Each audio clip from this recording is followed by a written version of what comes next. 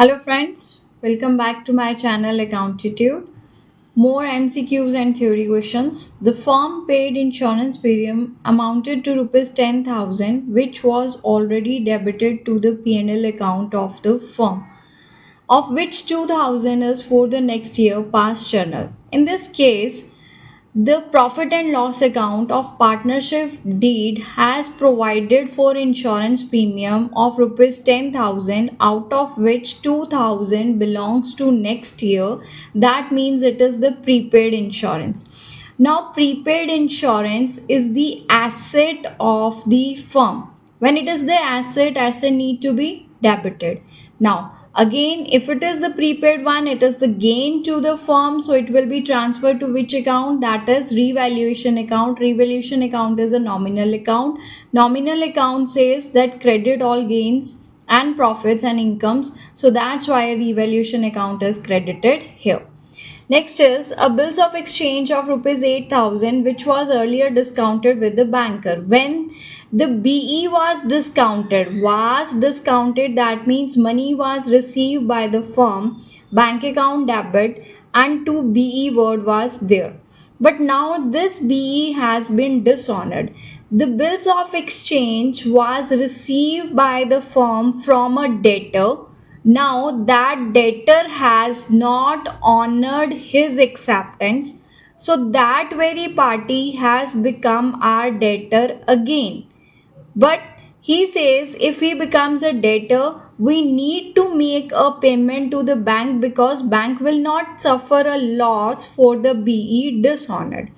Now in detail about this pointers, what happens actually when somebody gives us a written acceptance that he will pay us the amount on next particular date. If the firm needs money, they will go to the bank and get that BE in cash from the bank. Here bank gives money to the firm on the belief that debtor will pay them. But on the due date, debtor has not made payment to the bank. So bank is not going to suffer the loss. So who will suffer the loss? The firm. The firm will have to refund the money they have used, and from whom they can recover their money is from the debtor. So debtor again becomes the asset to the firm and their bank balance reduces here. Now pick the odd one out from here. Rent to the partner, manager's commission, interest on partner's loan. These all go to P&L account, but interest on partner's capital go to the P&L appropriation account. So which one is odd? That is D.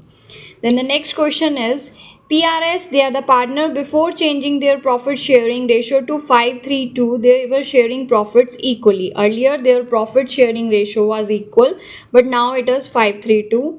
Workman compensation reserve existed in the book with 1 lakh, against which there was a claim of 20,000. The amount that will be credited to their capital account and profit sharing ratio would be 1 lakh minus claim 20,000, that is 80,000, and it will go in which ratio? That is in their old profit sharing ratio.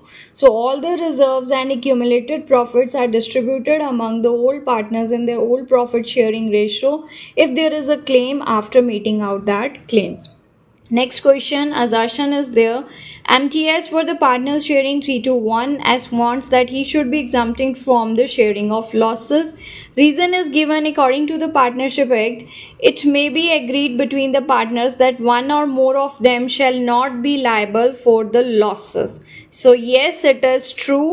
The explanation, reasoning is also a correct explanation of the assertion.